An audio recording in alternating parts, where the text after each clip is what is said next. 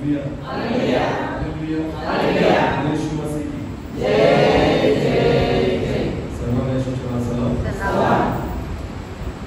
देवाला धन्यवाद देतो की अचानक आपण ही संधी दिली त्याबद्दल परमेश्वराला धन्यवाद। देवाची योजना आहे, आम्ही विश्वास ठेवतो। जास्त वेळ मी घेणार नाही, आपण थोडक्यात परमेश्वराचं वचन बघणार आहोत। विश्वास ठेवून प्रभू आपल्याशी बोलेल। आमेन। एक छोटीशी प्रार्थना करून देवाच्या वचनाकडे। सर्वशक्तिमान आमच्या जीवनाचे देव, आकाश आणि पृथ्वीचे उत्पन्न करते प्रभू, तुला धन्यवाद देतो, तुझी स्तुती करतो कारण हा समय तुझ्याकडे आहे। मी प्रार्थना करतो देवा, आज परत एकदा तू आमच्याशी बोल। आम्ही आमचं मन आमचे कान तुझ्याकडे लावतो देवा। हो प्रभूजी, तुझी वाणी, तुझे शब्द, तुझी इच्छा आज आम्हाला समजावी यासाठी कृपा कर। माझ्या मुखामध्ये राहून तू बोल दे बाबा, माझा दोष नाही सकर, तुझ्या आत्म्याने मला भर, केवळ आवाज माझा असू दे, शब्द तुझे असू दे। तू बोल पिता, आम्ही ऐकत आहोत प्रभूजी। त्या संपूर्ण जागेला आणि प्रत्येकाच्या हृदयाला तुझ्या पवित्र आत्म्याने नियंत्रित कर। माझं जीवन तुझ्या आत्म्याने नियंत्रित कर। मला परमेश्वर पिता पवित्र आत्म्याने चालवण्याची गरज ती पूर्ण कर। आणि प्रभू मी घटावं तूच वाढवा आणि तुलाच महिमा मिळाली असू दे। आदर मान किंवा सन्मान तुझा आहे, तुलाच तो प्रार्थना आहे प्रभू, तुझ्या पवित्र निवडणार आहे। ठीक आहे, आपण एक वचन काढू। रोमकराचं पत्र याचा 11वा अध्याय। रोमकराचं पत्र याचा 11वा अध्याय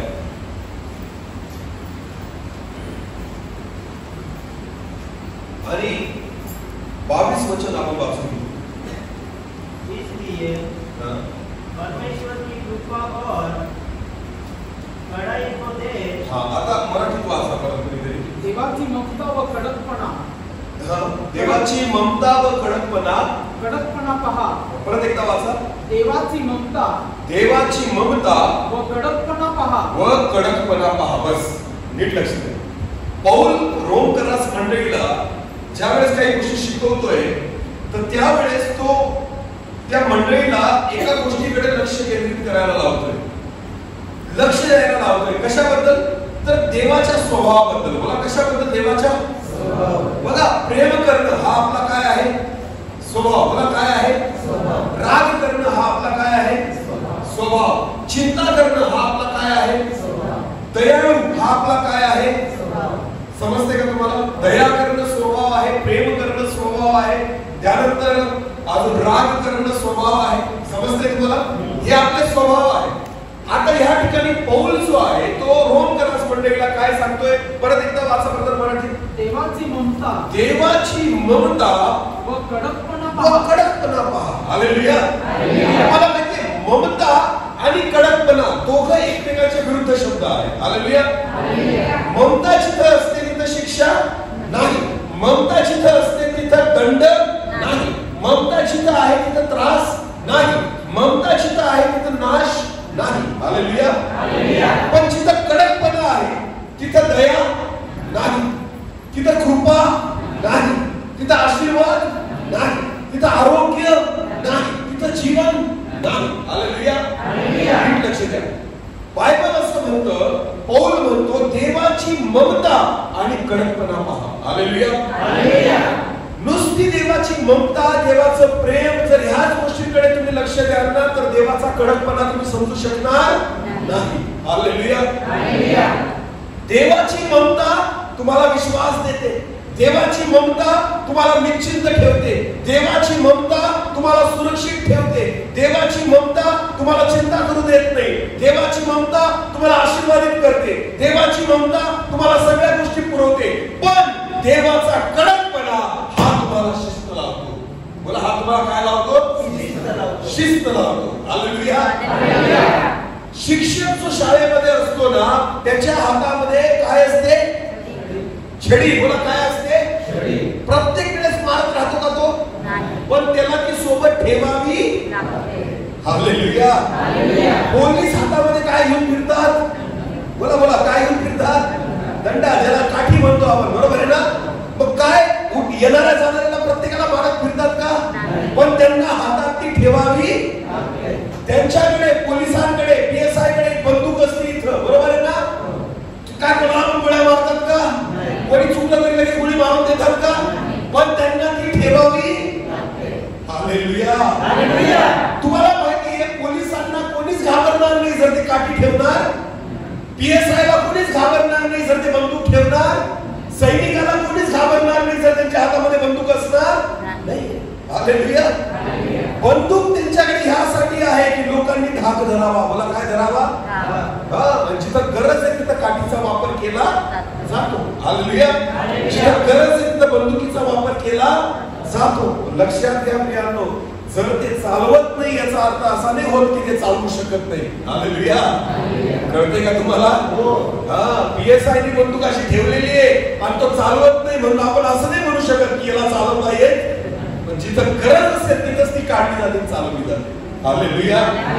बऱ्याचदा देव आपल्याला शिक्षा करत नाही म्हणून आपल्याला असं वाटतं लई दयाळू देव आहे. कसा देव आहे? बोला बोला, कसा देव आहे? तुमच्या लेकरांना लाड बिघडवता का शिक्षा बिघडवते? बोला, काय बिघडवते? विश्वासी लोकांना सुद्धा काय बिघडवतात?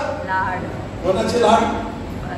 बोला बोला, कोणाचे लाड? जेव्हा शिक्षा भेटली ना सगळे सरळ. हालेलुया. शिक्षा, दंड, कडकपणा हा शिस्तीसाठी आहे. बोला, कशासाठी आहे? शिस्तीसाठी. आमेन. प्रॉब्लेम हा आहे की परमेश्वर एवढा दयाळू आहे, एवढं सहन करतो, एवढी ममता करतो ना की तो लवकर शिक्षा करू इच्छित नाही. हालेलुया. ती सहनशीलता फक्त देवाकडेच आहे. आमेन. तुम्हाला माहितीये एलिया एवढा वैतागला होता की अहाब जो आहे तो त्याच्या विरोधात लागलेला होता. त्याची बायको इजबेल त्याला मारण्याच्या मागे लागलेली होती. सगळ्या देशभरामध्ये मूर्तीपूजा चाललेली होती आणि एलिया पार वैतागून गेलेला होता. एलिया म्हणतो, हे प्रभू, मी एकटाच उरलेलो आहे. काय म्हणतो तो? मी ह्या जगामध्ये एकटा उरलोय जो तुझी आराधना करतो, एकटा आहे जो विश्वासू आहे, बाकी कोणीच नाही. तुम्हाला माहितीये परमेश्वर काय बोलला एलियाला? तू एकटा नाही, अजून काही मी काढून ठेवलेले आहेत. मी ओळखतो, मी मोजून ठेवलेले अजून किती आहेत. आमेन. जे माझं भय धरणारे आहेत ना ते अजून आहेत. नीट लक्ष द्या प्रियांनो, हे देवाची सहनशीलता होती. आमेन. एलियाची सहनशीलता तुटून गेली कारण एलियाला आता सहन होत नव्हतं, पण देव सहन करत होता. कोणामुळे? एकट्या एलियामुळे नाही, अजून काही बाकी आहे. हालेलुया. हालेलुया. तुम्हाला माहिती आहे प्रियांनो, परमेश्वर दयाळू आहे, परमेश्वर कृपाळू आहे, परमेश्वर ममता करणारा आहे. हा त्याचा एक स्वभाव आहे. आमेन. पण परमेश्वराचा दुसरा स्वभाव आहे. पौल म्हणतो त्याची ममता आणि त्याचा कडकपणा पहा. मला त्याचा काय पहा? जेवढा देव ममता करतो ना, पण ज्या वेळेस शिस्त लावायवर उतरला, ज्या वेळेस न्याय करण्यासाठी उतरला, ज्या वेळेस तो त्या ठिकाणी तुमचा आणि माझा न्याय करेल ना, तो ममता बाजूला ठेवेल आणि कडकपणाने न्याय करेल. लक्षात. हालेलुया. तिथं दया होणार नाही, तिथं प्रेम होणार, तिथं कृपा होणार नाही. ज्या वेळेस माझा परमेश्वर न्यायाची काठी त्याच्या हातामध्ये घेईल ना, त्यावेळेस कोणावरच दया करणार नाही. जर देवाची दया पाहिजे ना तर तेव्हाच मागून घ्या जेव्हा तो तुमच्यावर प्रेम करतोय, दया करतोय. आमेन. त्याची परीक्षा पाहू नका. हालेलुया. हालेलुया. म्हणून पौल म्हणतो देवाची ममता आणि त्याचा कडकपणा पहा. हालेलुया. सुंदर उदाहरण बायबल मध्ये आहे. वाचू आपण देवाचं वचन. निर्गमनाचं पुस्तक 3रा अध्याय. निर्गमनाचं पुस्तक याचा 3रा अध्याय वचन 7 पासून पुढे. परमेश्वर म्हणाला, मिश्र देशात असलेल्या माझ्या लोकांची विपत्ती मी खरोखर पाहिली आहे. आता नीट लक्ष द्या. जेव्हा मिस्री लोक इस्रायल लोकांवर अत्याचार करत होते, ते गुलामगिरीमध्ये होते. इस्रायल लोक वेठबिगारीचं काम त्यांच्याकडून करून घेतलं जात होतं, छळलं जात होतं इस्रायल लोकांना. तर एक परमेश्वर काय म्हणतो त्या ठिकाणी? परत वाचा ते वचन. परमेश्वर म्हणाला, मिश्र देशात असलेल्या माझ्या लोकांची विपत्ती मी खरोखर पाहिली आहे. प्रभू म्हणतो माझ्या लोकांची विपत्ती, त्यांचा त्रास, त्यांना होणारा छळ, त्यांच्या वेदना मी पाहिलेल्या आहेत. हालेलुया. त्यांच्या मुकादमाच्या जाचामुळे, त्यांचे मुकादम त्यांना जो त्रास देत आहे त्या जाचामुळे त्यांनी केलेला आक्रोश मी ऐकला आहे. ते जे रडतायत ना तो आक्रोश मी ऐकलेला आहे. देव म्हणतो. पुढे वाचा. त्यांचे क्लेश मी जाणून आहे. त्यांचे क्लेश, त्यांच्या वेदना मी जाणून आहे. त्यांना मिस्री लोकांच्या हातातून सोडवावे. आता नीट लक्ष द्या. त्यांना त्या वेदनांमधून सोडवावे, त्या गुलामगिरीमधून सोडवावे, मिस्री लोकांच्या त्रासामधून सोडवावे आणि त्या देशातून चांगल्या व मोठ्या देशात. नुसतं त्रासातून नाही सोडवायचंय मला. हालेलुया. नीट लक्ष द्या. परमेश्वराची ममता कशी हे जाणून घ्या. देव तुम्हाला फक्त आजारातून सोडवू इच्छित नाही, देव तुम्हाला फक्त त्रासातून सोडवू इच्छित नाही, तर देव जेव्हा तुम्हाला विपत्तीतून काढतो, देव तुम्हाला आजारातून काढतो, देव तुम्हाला पापातून काढतो, तर देव तुम्हाला अधिक उत्तम ठिकाणी नेऊ इच्छितो. हालेलुया. याला म्हणतात देवाचं प्रेम आणि याला म्हणतात देवाची ममता. आमेन. म्हणून परमेश्वर काय म्हणतोय, परत वाचा म्हणतात की आता वाचलं देवाचं. आणि त्या देशातून चांगल्या व मोठ्या याच्या अगोदरपासून वाचा. त्यांना मिस्री लोकांच्या हातातून सोडवावे. त्यांना मिस्री लोकांच्या हातातून सोडवावे आणि त्या देशातून चांगल्या व मोठ्या देशात. चांगल्या व मोठ्या देशात. हालेलुया. हालेलुया. आपल्याला वाटतं फक्त माझा त्रास दूर करून टाक देवा, आपल्याला वाटतं प्रभू माझा आजार दूर करून टाक, आपल्याला वाटतं मला फक्त या परिस्थितीतून काढ. तुम्हाला माहितीये परमेश्वराची इच्छा एवढी नाही फक्त तुम्हाला त्याच्यातून काढावं, देवाने त्याही पेक्षा मोठं तुमच्यासाठी ठेवलेलं आहे. हालेलुया. परमेश्वराची योजना काय होती, यांना मी फक्त गुलामीतून सोडवणार नाही तर चांगल्या व मोठ्या देशात घेऊन जाईल. बोला कुठे घेऊन जाईल? चांगल्या व बोला कुठे? चांगल्या व नुसतं पोट भरायचा विचार परमेश्वर नाही करत, चांगल्या पद्धतीने देण्याचा विचार परमेश्वर. आमेन. हालेलुया. आपण आत्ताची गरज मागतो देवाकडे, देवा मला हे दे, माझी गरज आजची ही आहे. मी तुम्हाला सांगतो देवावर विश्वास ठेवा.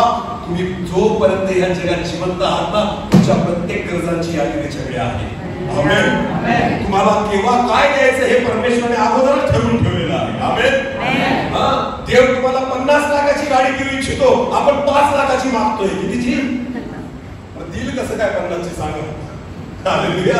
कारण आपली अपेक्षा कितीची आहे? फक्त कशाला तोंडाने मागून त्या ठिकाणी स्वतःची चव घालवतात. हालेलुया. नीट लक्ष द्या. आपल्या तोंडाने आपण मागतो मला एवढंच पाहिजे. मी तुम्हाला सांगतो तुम्ही देवाशी एकनिष्ठ राहा, परमेश्वराने तुमच्यासाठी फार मोठ्या गोष्टी ठेवलेल्या आहेत. हालेलुया. अडचण ही आहे की छोट्या गोष्टींसाठी तुम्ही देवापासून दूर जाता, छोट्या गोष्टी प्राप्त करण्यासाठी मोठं प्रतिफळ तुम्ही त्या ठिकाणी गमवता. हालेलुया.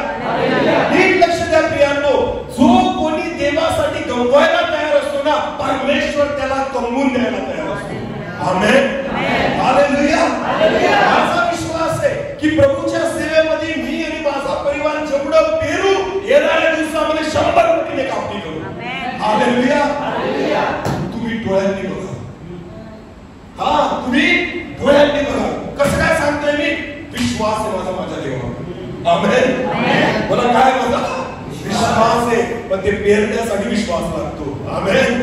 ते पेरण्यासाठी आज सगळं सोडायची तयारी पाहिजे, ते पेरण्यासाठी आज तोटा सहन करण्याची तयारी पाहिजे. जर तुम्ही देवासाठी आज तोटा सहन करायची तयारी ठेवत नाही तर येणाऱ्या दिवसात परमेश्वर तुम्हाला काहीच देणार नाही. हालेलुया. आपण म्हणतो माझा फायदा आज झाला पाहिजे, परमेश्वर म्हणतो तुझा फायदा पुढे ठेवलेला आहे. आमेन. आता माझ्यासाठी सगळं सहन करायची तयारी ठेव. हालेलुया. हालेलुया. मिस्री लोकांच्या गुलामगिरीतून सोडवत असतानाच देवाने विचार केला मी यांना काय देईल? मोठा आणि चांगला देश. आमेन. नुसता मोठा नाही पण कसा? चांगला. आमेन. म्हणजे मिस्र देशापेक्षा चांगला, मिस्र देशापेक्षा मोठा. हालेलुया. जिथली जमीन इथल्या जमिनीपेक्षा चांगली असेल, जिथले लोक इथल्या लोकांपेक्षा, जिथलं वातावरण इथल्या वातावरणापेक्षा चांगलं असेल. हालेलुया.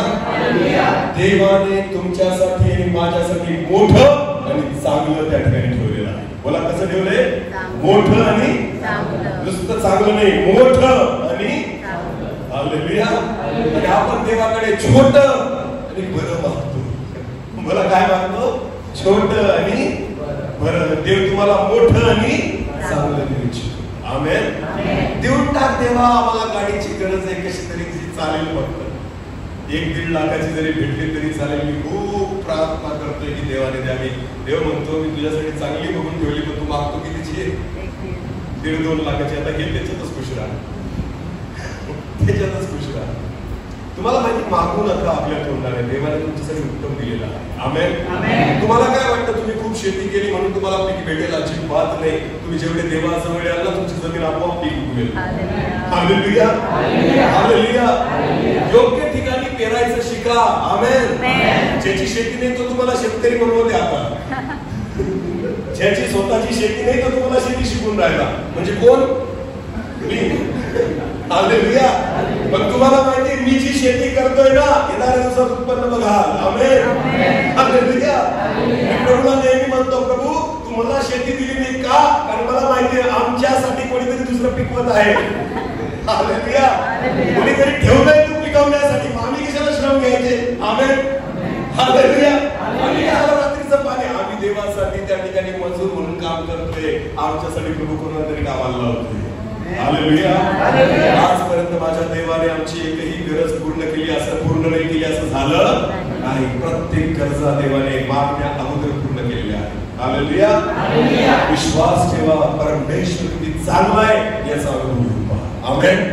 देव कधी सोडत हे आपल्याला वाटतं, मी जर असं केलं तर मला भेटेल. तुम्हाला माहितीये देवाने उत्तम आणि मोठं तुमच्यासाठी अगोदर शोधून ठेवलेलं आहे. आमेन. म्हणून देव म्हणतो, काय म्हटलेलं त्या वचनामध्ये, मोठा आणि चांगला देश, दुधामधाचे प्रवाह जेथे वाहत आहे. बाप रे, काय पाण्याचे प्रवाह नाही, कसले प्रवाह? दूध आणि मध. स्वस्त भेटत का? दोघांची किंमत जास्त आहे. आमेन. आणि दोघं सहज भेटत. बायबल म्हणतं, मी यांना गुलामगिरीतून काढेल आणि यांना कशा देशात घेऊन जाईल जिथे कसले प्रवाह वाहत आहेत? दुधाची आणि हालेलुया. विचार करा देवाची योजना किती. याला म्हणतात देवाची ममता. बोला, याला काय म्हणतात? देवाची. आमेन. पुढे वाचा बदल. अशा देशात म्हणजे कनानी, हित्ती, अमोरी, परिजी, हिवी व यबुसी यांच्या देशात त्यांना घेऊन जावे म्हणून मी उतरलो आहे. मी उतरलो आहे. हालेलुया. जेव्हा देव तुम्हाला काहीतरी चांगलं देऊ इच्छितो ना, तेव्हा स्वतः परमेश्वर उतरून येतो. आमेन. मोशेला निवडलं गेलं, पण तुम्हाला माहितीये निवडण्याच्या अगोदर देव स्वर्ग सोडून तिथं आलेला होता. हालेलुया. देव त्या मोरिया डोंगरावर त्याला दर्शन देण्यासाठी आलेला होता. देव त्याच्या सोबत चालण्यासाठी आलेला होता. देव म्हटला, मी आहे तुझ्या सोबत, तुला काही कुठं म्हणणार नाही. हालेलुया. जिथून बाहेर काढलं कनान देशात नेईपर्यंत त्यांच्या सोबत कोण होता? म्हणून लाल समुद्र त्यांना अडवू शकला, यार्दन त्यांना अडवू शकली, आजार त्यांना कधी झाले, पोटभर अन्न प्रत्येक क्षणी त्यांना मिळालं, ते कधी उपाशी राहिले नाही. कारण त्यांच्या सोबत कोण चालत होता? देव उतरून येतो तुमच्या गरजा पूर्ण. याला म्हणतात देवाची ममता. याला काय म्हणतात? देवाची ममता. हालेलुया. त्याचा अनुभव घ्या. परमेश्वर किती चांगला आहे. आमेन. त्याच्या ममतेचा अनुभव घ्या, त्याच्या दयेचा अनुभव घ्या, त्याच्या प्रेमाचा अनुभव घ्या. ज्यावेळेस परमेश्वर तुमच्यावर दया, प्रेम आणि ममता करेल ना, मी तुम्हाला सांगतो, तुम्हाला कसली कमी पडणार. स्तोत्र संहिता 23 देवाचं वचन म्हणतं, परमेश्वर माझा मेंढपाळ आहे, मला काही न पडणार, कारण मला माहिती तू माझ्यावर ममता करतो. आमेन. म्हणून पाऊल म्हणतो, देवाची ममता, कडकपणा पहा. हालेलुया. पहिले आपण काय पाहतोय? देवाची ममता. बोला, काय पाहतोय? देवाची ममता. इस्रायल लोकांबद्दल परमेश्वर म्हणतोय, यांना मी दुधामधाचे प्रवाह वाहतात त्या देशात घेऊन जाईल, मोठ्या व चांगल्या देशात घेऊन जाईल, यांच्याद्वारे मी मोठं राष्ट्र निर्माण करेल, यांना मी मोठे आशीर्वाद देईल. ही काय आहे? देवाची कडकपणा आहे का ममता आहे? ममता. आमेन. मग देवाने काय केलं आपल्याला चांगलं माहिती आहे. मिस्र देशातून बाहेर काढलं. पहिले त्यांच्यासाठी काय विभागला? काय विभागला? लाल समुद्र. त्याच्यातून रस्ता काढला. त्यांनी पाहिलं परमेश्वर किती महान आहे, किती प्रेम करतो. आमेन. नंतर भूक लागली, देवाने स्वर्गातून काय दिलं? नंतर तहान लागली, खडकातून काय दिलं? मटण खायचं होतं, काय दिले? लावे पक्षी. बोला, काय दिले? बायबल म्हणतं 40 वर्षाच्या प्रवासामध्ये कपडे फाटले, पायातले जोडे शिजले, आजारी पडले, थंडी ताप आला. हालेलुया. हालेलुया. इस्रायल लोक 40 वर्षामध्ये एकच आजारी पडले. किंवा कोण सांगेल? इस्रायल लोक 40 वर्षात एकच आजारी पडले. बायबल मध्ये लिहिलेलं आहे. केव्हा माहिती तुम्हाला? स्वर्गात देव त्यांना कोणतं अन्न खाऊ घालत होता? मान्ना. बोला, काय? मांडा कसा लागायचा? गोड. बरोबर, कसा लागायचा? मध घालून केलेल्या पोळीसारखा. हालेलुया. अतिशय सुंदर. कारण तो कोणाचं अन्न होतं ते? देवाचं, देवदूतांचं. हालेलुया. ते कोणाला खायला दिलं? माणसांना. आमेन. पण मनुष्य असा आहे ना, त्याला चांगलं खावलं जात नाही. याला काय आठवत होतं या इस्रायल लोकांना? मिस्र देशात होतो तेव्हा आम्ही काय खायचो? मला काय खायचो?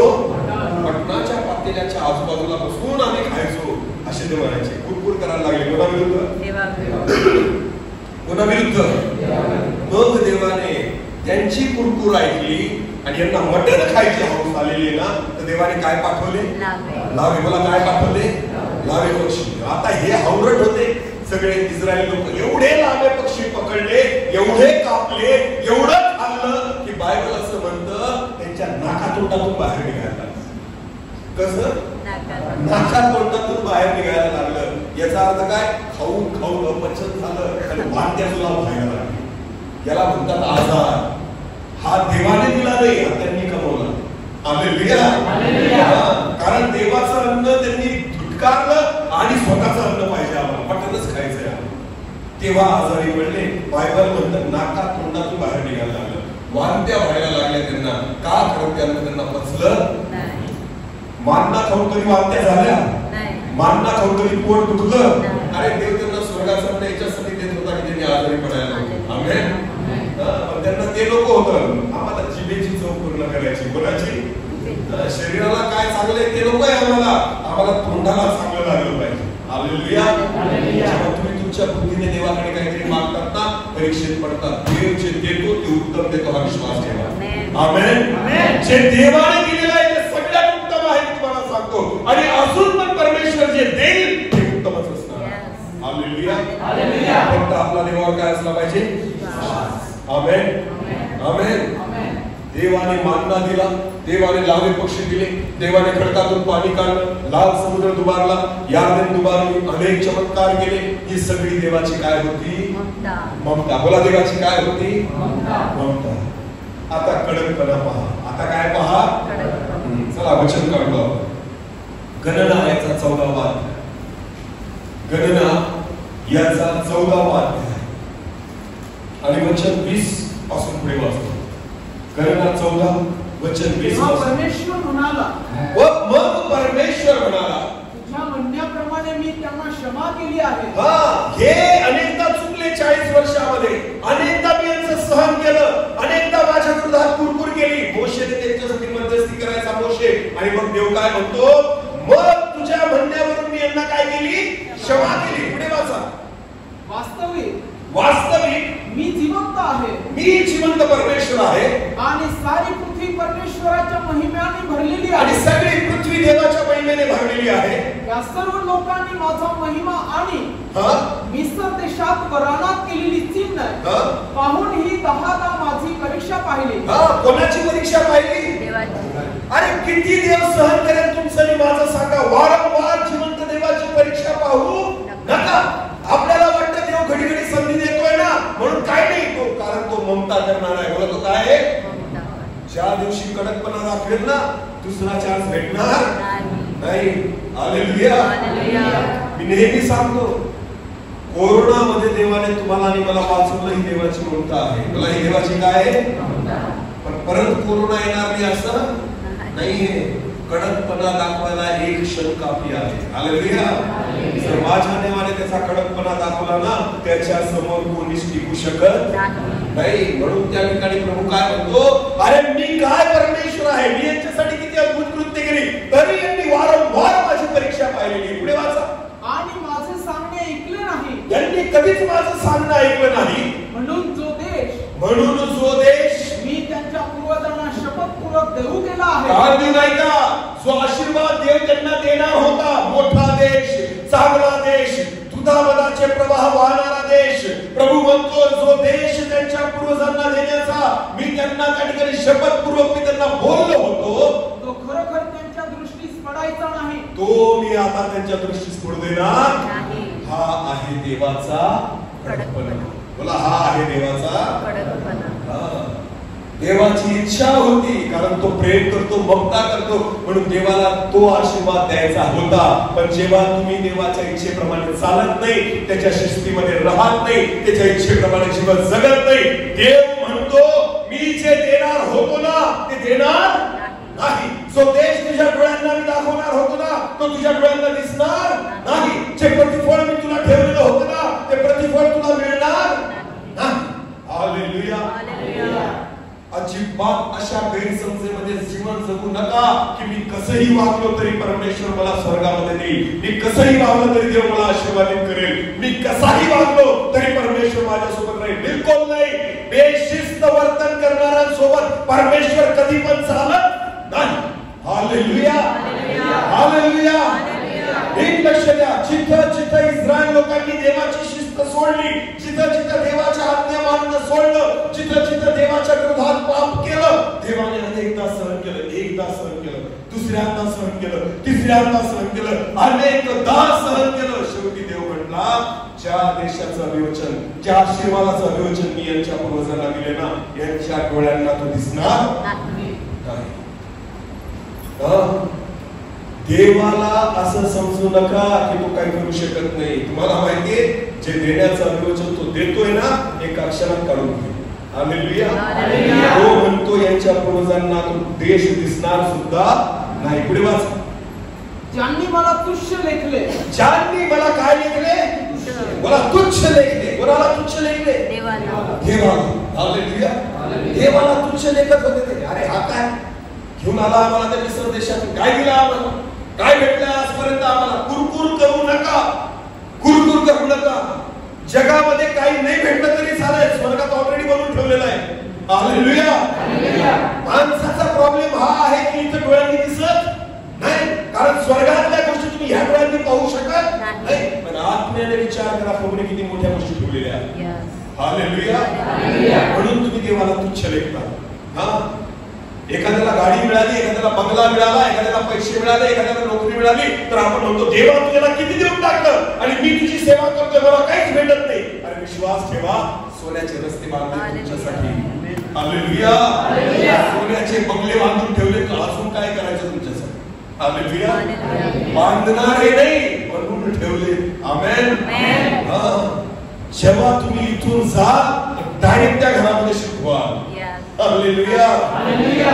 माझ्या परमेश्वरने ऑलरेडी घराचं काम कंप्लीट करून ठेवलेलं आहे. आमेन. आणि आपण इथं मागत बसलोय 10 लाखाचं, 15 लाखाचं, 20 लाखाचं घर, तिथं सोन्याचं घर पडलंय तुमच्या नावाने. आमेन. हालेलुया. तिथं कधी न संपणारं जीवन ठेवलंय प्रभूने.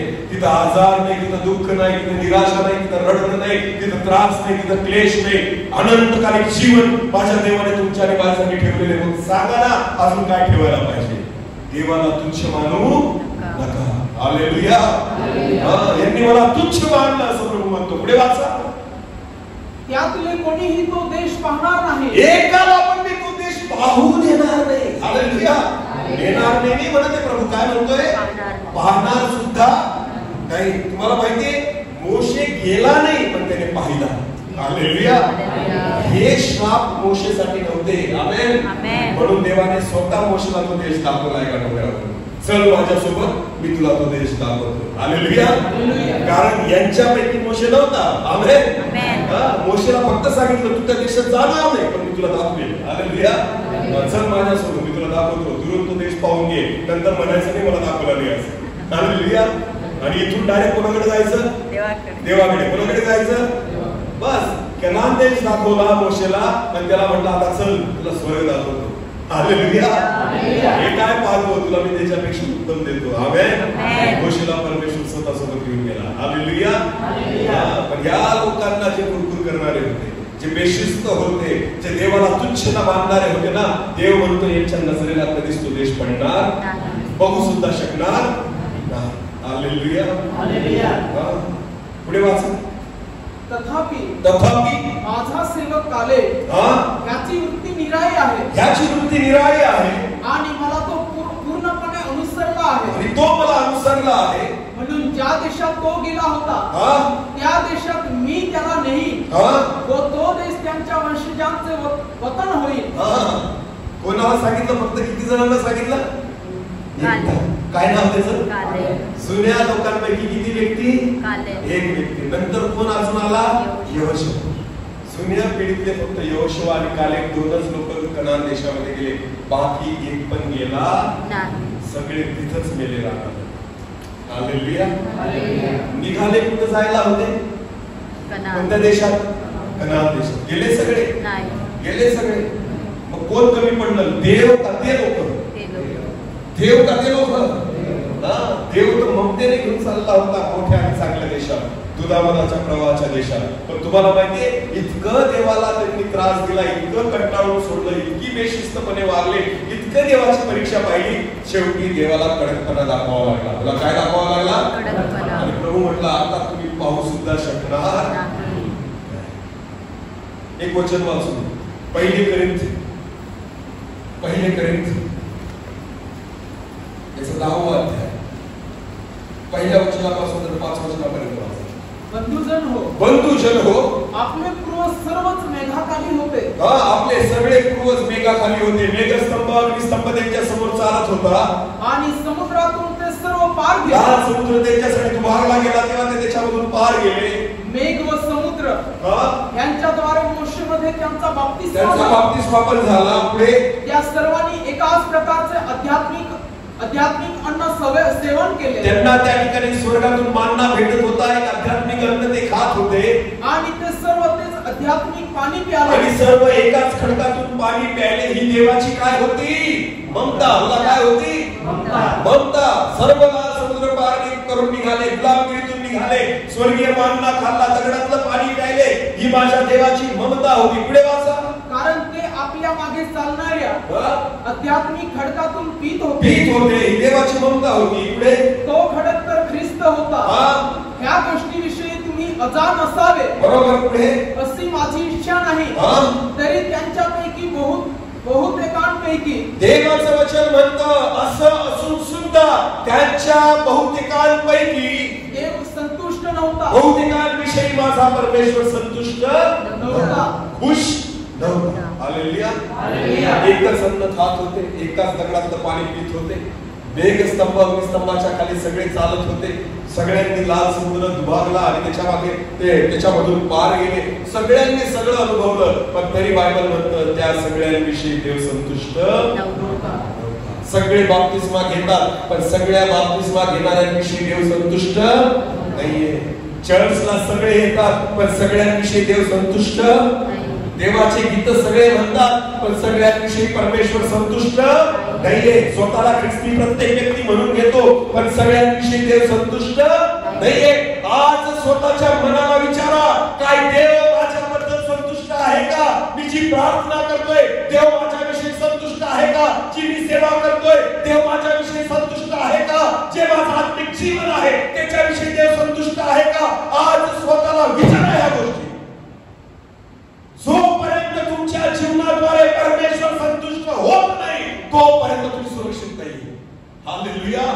कारण बायबल म्हणतं त्या सगळ्यांविषयी देव संतुष्ट नव्हता. पुढे वाचा. ह्यामुळे त्यांचा रानात नाश झाला. ह्यामुळे त्यांचा रानात काय झाला? बोला, नाश झाला. काय झाला? मरण आणि नाश वेगळ्या गोष्टी आहेत. हालेलुया. ज्याचा नाश होतो ना त्याला परत त्या ठिकाणी त्याला पुनरुज्जीवित करता येत, त्याला परत जीवनाचा भागीदार करता येत नाही. नाश झाला असं म्हटलेलं आहे. आणि देवाची इच्छा आहे येशू ख्रिस्ताला या जगात का पाठवलं गेलं? योहान 3:16 देवाने जगावर की त्याने आपला यासाठी की जो कोणी त्याच्यावर विश्वास ठेवेल त्याचा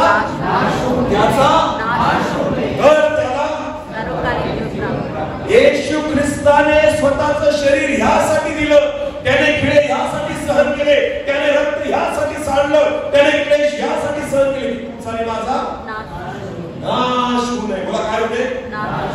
कारण नाश जो आहे ना तो आत्म्याचा होतो. बोला, कसला होतो? बोला, कसला होतो? मरायचं तर प्रत्येकाला एक कधी ना कधी, पण देवाची इच्छा आहे आत्मा नाश व्हायला. बायबल म्हणतं ज्यांनी देवाच्या विरोधात वागले ना त्यांचा रानात काय झाला? कारण त्यांच्याविषयी देव संतुष्ट खुश देवाला संतुष्ट करा. आमेन. हा, भले आपण एकाच चर्चमध्ये बसतो, भले आपण सोबत मिळून त्याची आराधना करतोय, भले आपण एकच भोजन खातोय, प्रभू भोजच्या दिवशी एकाच भाकरीतून खातोय, एकाच प्याल्यातून आपण पितोय, पण तुम्हाला माहिती आज स्वतःला प्रश्न विचारा, काय माझ्या जीवनाबद्दल देव संतुष्ट आहे? हालेलुया. आमची पिंपळनेरची मंडळी आहे, बरेचसे लोक आहेत त्या मंडळीवर. रोज आम्ही प्रार्थनेला बसतो 9 ते 10. किती? 9 ते 10 रोज प्रार्थनेला बसतो. पण फक्त 3च परिवार आहेत. मला किती परिवार आहेत? बाकीचे येतच नाही. त्यांना लाज पण नाही वाटत. काही विधा वचनातून देव बोलला तरी त्यांना काहीच नाही वाटत. किती परिवार येतात? 3. त्यांना काहीच फरक पडत. काय वाटतं तुम्हाला देव संतुष्ट असेल त्यांच्याविषयी? असेल का? नाही. आम्ही दिवसभर जरी सेवा करून आलो, नोकरी करून आलो, बाहेर कामाला कुठे जाऊन आलो, शाळेच्या कामाने धुळ्याला जाऊन आलो, प्रवास करून आलो, 9 वाजेच्या आत जर आम्ही आलो तर आम्ही कितीही थकलेलो असू तरी उभी टेकून त्यांच्यासोबत बसतो. कारण आम्हाला माहिती देव आमच्याविषयी संतुष्ट असणं गरजेचं आहे. हा, म्हणजे घरी राहतात ना त्यांना देव शिक्षा करतो का? ते पण चांगले खाऊन पण झोपतात नाही. हा, ते पण मस्त राहतात. त्यांना असं वाटतं काय होतंय, काही नाही होत, आम्ही तर जात नाही. हे पागलसारखे जाऊन बसतात रोज 1 तास, आम्हाला वाटतं काय झालं. पण मी तुम्हाला सांगतो, ज्यांच्या विषयी देव संतुष्ट नाही ते धोक्यात आहे. बोला, ते कशात आहे? कोणत्या क्षणी नाश होईल हे सांगता येत नाही. ममता आहे ती देवाची, ती तो सहन करतोय. त्याच्या कडकपणाचा अनुभव घ्यायची इच्छा धरू नका, वेळी सुधरू. हालेलुया. तुम्हाला काय वाटतं, जे रोज प्रार्थनेला बसतात ते खूप धार्मिक आहेत असं अजिबात नाहीये, पण त्यांनी देवाला ओळखलंय म्हणून रोज प्रार्थनेला बसतात. आमेन. रोज प्रार्थनेला बसणं म्हणजे धार्मिकपणा नाहीये. रोज प्रार्थनेला बसणं याचा अर्थ देवाचं भय धरणं. हालेलुया. रोज प्रार्थनेला बसणं याचा अर्थ देवाला ओळखणं आहे. जो व्यक्ती देवाला ओळखतो तो रोज देवाला वेळ देतो. जो व्यक्ती देवाला ओळखतो तो स्वतःला शिस्त लावून घेतो. जो व्यक्ती देवाला ओळखतो तो देवासाठी काही करण्याची तयारी करतो. हालेलुया. आणि मी तुम्हाला सांगतो, अशा लोकांबद्दल देव संतुष्ट असतो. आमेन. आमेन. तुम्ही ठरवा आपण कशात बसतोय. तुम्ही ठरवा. एका मंडळीचे भाग आहोत, एकाच भाकरीचे भाग आहोत, एकच वचन सगळेजण ऐकतायत, एकाच आराधनेमध्ये प्रभूसाठी हात उंच करतोय. पण असं असून सुद्धा जर एकाचा नाश झाला आणि एकाचा उद्धार झाला तर काय काय? प्रियांनो, देवाकडे मागा की देवाने माझ्या जीवनाविषयी संतुष्ट असावं. आमेन. स्वतःला शिस्त लावा, स्वतःला देवाच्या इच्छेप्रमाणे चालवा. कारण मी तुम्हाला सांगतो, ममता जशी आहे ना खूप अद्भुत आहे, तसाच कडकपणा पण फार डेंजर आहे. हालेलुया. जेवढी ममता देवाची चांगली आहे ना तेवढा कडकपणा भयानक आहे. एकदा देवाने ममता कमी केली चालेल, पण हा कडकपणा यायला नको. कारण ज्याच्याविषयी देव कडकपणा करतो ना, ज्याच्याविषयी तो शिक्षेचा हात उगारतो ना, त्याला कोण अडवेल मला सांग? त्याला कोण अडवेल? देवाचा हात जर पडला तर कोणाला सहन होईल मला सांगा? अजिबात होऊ शकत नाही. प्रियांनो, देवाची परीक्षा पाहू. पौल म्हणतो, मी जर देवाची सुवार्ता गाजवली नाही तर माझी केवढी दुर्दशा होणार. काय म्हणतो तो? मी जर प्रभूची सुवार्ता गाजवली नाही तर माझी काय होणार? दुर्दशा म्हणतोय तो. दुर्दशा होईल माझी. हालेलुया. आणि हेच मला आणि माझ्या परिवाराला माहिती. जर आम्ही प्रभूची सेवा केली नाही ना, आमची काय होईल? दुर्दशा. कारण देवाने मला निवडलं, पापातून काढलं, वाचवलं. याच्यासाठी नाही की मी पैसे कमवावे, याच्यासाठी नाही की मी नोकरी करावी, याच्यासाठी नाही की मी घर बांधावं, याच्यासाठी नाही की मी आणि माझा परिवार चांगलं खावं प्यावं आणि सुखी राहावं. प्रभूने मला नवीन जीवन ह्यासाठी दिलं की मी त्याच्यासाठी जगावं. आमेन. हालेलुया. हे तुम्हाला आणि मला कळणं गरजेचं आहे. आणि ज्या दिवशी तुम्हाला कळतं ना की देवाने मला त्याच्यासाठी वाचवलेलं आहे, त्या दिवसापासून तुम्ही देवाला संतुष्ट करणारं जीवन जगता. आमेन. मग तुम्ही जे कराल ते कोणासाठी कराल? बोला, कोणासाठी कराल? मग तुम्ही चर्चवर वेळेत याल, कोणासाठी याल? रोज जरी प्रार्थना असली तरी तुम्ही सगळ्यात पुढे राहाल. कोणासाठी याल? देवासाठी. लोकांना दाखवायसाठी? स्वतःला धार्मिक म्हणून घेण्यासाठी? तुमच्यापेक्षा मी अधिक आत्मिक आहे असं म्हणून घेण्यासाठी? मी देवावर प्रेम करतो याच्यासाठी. आमेन. मला देवाला खुश करायचं याच्यासाठी. मला देवाला संतुष्ट ठेवायचं याच्यासाठी. Hallelujah hallelujah. देवाला खुश करणारा जीवन जगा, माणसाला नाही. आमेन. माणूस कधीच खुश होणार नाही. मी तुम्हाला सांगतो, जेव्हा देवासाठी तुम्ही जगतात ना, माझा प्रभू संतुष्ट असतो. आमेन. माझा प्रभू खुश असतो. Hallelujah hallelujah. कधीच आपल्याला सोडत नाही. आणि मग तो म्हणतो, मी यांना मोठ्या आणि चांगल्या जिथं दुधा मधाचे प्रवाह वाहत आहे अशा देशात घेऊन जा. आमेन. मग तुम्ही त्याच्या ममतेत टिकून राहा, त्याच्या दयेमध्ये टिकून राहा आणि सगळे उत्तम आशीर्वाद जे देवाने तुमच्या आणि माझ्यासाठी ठेवले 100% तुम्हाला मला परमेश्वर. आमेन. हालेलुया. येशू मसीह की विश्वास ठेवा. आज परमेश्वर जे आपल्याशी बोललाय, जर तुम्ही विश्वास ठेवा तुमच्या जीवनामध्ये या गोष्टी पूर्ण होताना तुम्ही बघा. आमेन. देव करू या वचनाद्वारे परमेश्वर आपल्याला अधिक समजण्यासाठी कृपा देऊ आणि प्रभू आपल्याशी अधिक बोलू. आपण डोळे समोर राहा. सर्वशक्तिमान आमच्या जीवनामध्ये आकाश आणि पृथ्वीच्या उत्पन्न करते निर्माण करते प्रभू, परत एकदा तुझ्या जिवंत आणि अद्भुत वचनाबद्दल मी तुला धन्यवाद देतो. केवळ ऐकणारे नाही, पण त्या वचनावर विश्वास ठेवून चालणाऱ्या मला कर दे बाबा. आम्ही माणसाला खुश करणारे नाही, पण आम्ही देवाला संतुष्ट करणारा जीवन जगावं यासाठी सहायता आणि मदत करते. तरच आमचा नाश होणार नाही. म्हणून परमेश्वर पिता, आम्ही आमचं जीवन तुला आवडणारं, तुला शोभेल असं आणि तुला संतुष्ट करणारं जगावं यासाठी कृपा दे. तुझ्या जिवंत वचनाद्वारे आज आमच्याशी बोललाय प्रभू. आमची मन कठीण होऊ नकोस, तर त्या वचनाप्रमाणे जीवन जगण्यासाठी आम्हाला सहाय्य. 30 पट 60 पट आणि 100 पट फळ देणारं जीवन दे. मला तू सोडलं नाही, मला तू चालवतेस तुझ्या आत्म्याने, त्याबद्दल तुला धन्यवाद देतो. अशीच तुझी महिमा या जीवनाद्वारे करू दे. सर्व आदर मान महिमा गौरव सन्मान तुझा आहे. तुला प्रार्थना येशू प्रभू तुझ्या पवित्र आणि गोड नावाने. आमेन.